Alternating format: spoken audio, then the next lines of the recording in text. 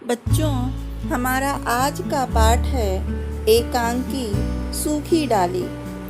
इस एकांकी को लिखने वाले हैं उपेंद्र नाथ अश्क जी। सूखी डाली एकांकी संयुक्त परिवार के महत्व को दर्शाती है। एकांकी में भिन्न भिन्न विचारधाराओं के व्यक्तियों के बीच भी एकता की ऐसी डोर बंधी रहती है जिसके सहारे पूरा परिवार चलाया जाता है। जो परिवार एक सूत्र में बंधा होता है, उस परिवार को कोई भी व्यक्ति या परिस्थिति तोड़ नहीं सकती है। एकांकी में परिवार के मुखिया दादा मूलराज संयुक्त परिवार के पक्षधर हैं तथा परिवार में एकता बनाए रखने के लिए हर तरह का प्रयास करते हैं। पुरानी और नई पीढ़ी के संघर्ष के माध्यम से पारिवारिक मूल्यों को दर्शाना ही इस एकांकी का मुख्य उद्देश्य है। सूखी डाली एकांकी परिवार में उत्पन्न समस्याओं और उसके परिणामों पर आधारित है। सफल कथोपकथन एवं सरल संवाद के माध्यम से एकांकीकार ने इस तरफ संकेत किया है कि समय बीतने के साथ साथ पीढ़ीगत अंतर के कारण लोगों की सोच में भी परिवर्तन हो जाता है। पात्रों के संवाद के माध्यम से यह भी बताने का प्रयास किया गया है कि जब संयुक्त परिवार में रहने से किसी का व्यक्तित्व समाप्त प्राय हो जाए तो वह स्वतंत्र निर्णय लेने में तत्पर हो उठता है, जैसे कि बेला ने अपना विचार प्रकट किया था। चलिए अब हम एकांकी में होने वाली प्रमुख घटनाओं की ओर दृष्टि डाल लेते हैं। सूखी डाली एक सामाजिक एकांकी है। इसमें संयुक्त परिवार के महत्व को दर्शाया गया है। परिवार के मुखिया दादा मूलराज ने पूरे परिवार को एक सूत्र में बांधा हुआ है।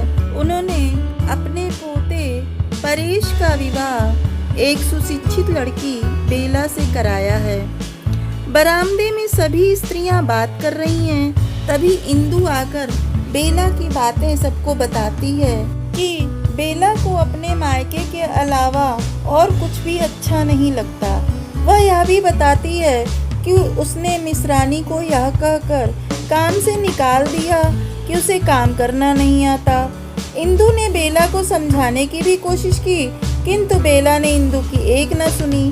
वह हर बात में ससुराल की तुलना अपने मायके से करती है। नई बहू बेला स्वतंत्रता तथा समानता के आधुनिक परिवेश से आई है। उसे नए घर की परंपराएं, मान्यताएं, परायापन बिल्कुल पसंद नहीं है। उसे लगता है कि परिवार में उससे सब चिढ़ते हैं, उसे अपना नहीं समझते, जिसके कारण वह अजनबी महसूस करती है तथा चिड़चिड़ी भी हो जाती है। दादाजी को जब यह बात पता लगती है तो परिवार के सभी सदस्यों को आदेश देते हैं कि सभी सदस्य छोटी बहू के साथ सम्मान पूर्वक व्यवहार करें, उसकी रुचियों का ध्यान रखें। परिवार के सभी सदस्य दादा का आदेश मानकर छोटी बहू का जरूरत से ज़्यादा ध्यान रखने लगते हैं। उसे इतना अधिक सम्मान देते हैं कि छोटी बहू को पूरे परिवार में रहकर भी स्वयं को अलग थलग महसूस करती है। बेला परेश से अपने मायके जाने के लिए कहती है। वह कहती है कि ससुराल में उसको इतना सम्मान दिया जाता है, ऐसा लगता है जैसे वह इस घर में सबसे बड़ी है।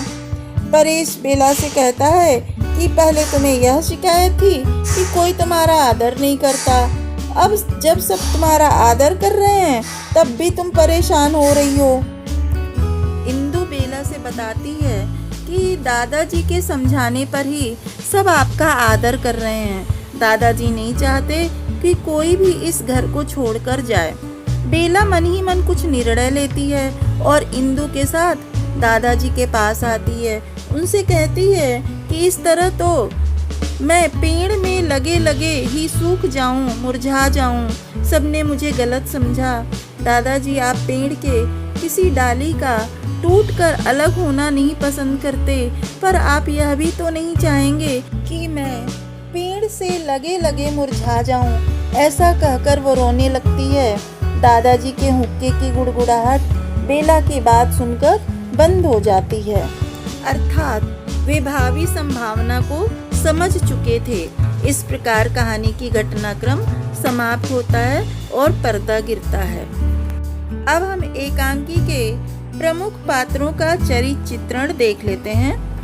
पहले पात्र हैं दादा मूलराज जी।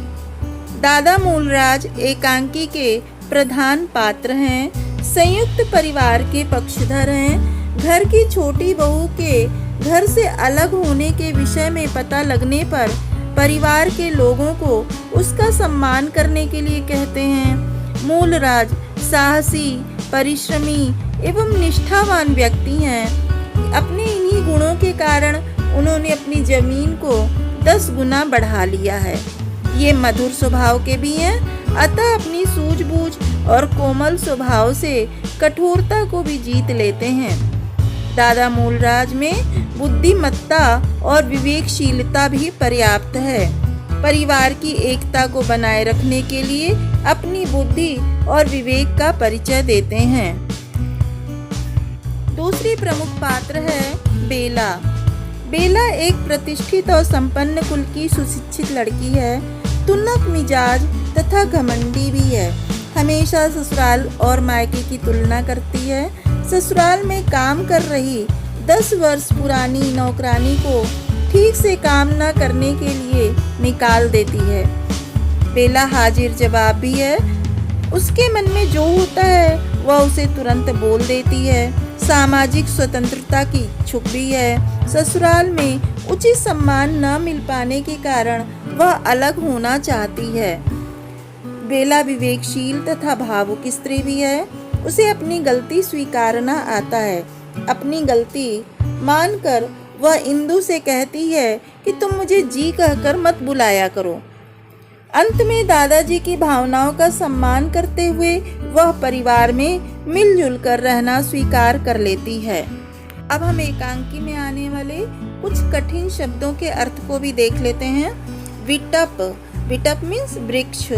सुसंस्कृत यानी कि अच्छे संस्कारों वाली। बहुमूल्य मीन्स कीमती।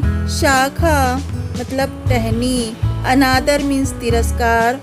आपत्ति मीन्स ऐतराज। पूर्ववत पहले की तरह। वृथा मीन्स व्यर्थ। नीरवता मीन्स शांति। वट वृक्ष बरगद का पेड़।